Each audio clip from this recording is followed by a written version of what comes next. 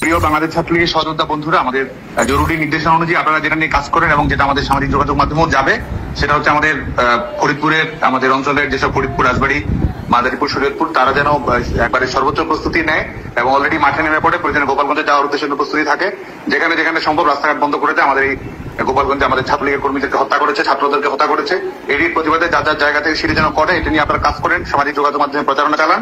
আর ঢাকায় যারা অবস্থান করছে, এটি নিয়ে আমাদের সামাজিক যোগাযোগ মাধ্যমে ক্যাম্পেইন চলবে যে ঢাকার আশপাশে যারা আছে তাদেরকে কেন্দ্র করে march to Dhaka camp, march to Jamuna, এই দখলদার ইউনিট সরকারের পদত্যাগের দাবিতে এই গোপালগঞ্জে নির্বিচারে সাধারণ মানুষ, ছাত্র জনতা হত্যার প্রতিবাদে মার্চ টু যমুনা কর্মসূচি, এটি আপনারা সামাজিক যোগাযোগ মাধ্যমে প্রচারণা করেন এবং একই সঙ্গে ঢাকার আশপাশের জেলাগুলোকে ঢাকা অভিমুখে কর্মসূচির জন্য আপনার নির্দেশনা দেন।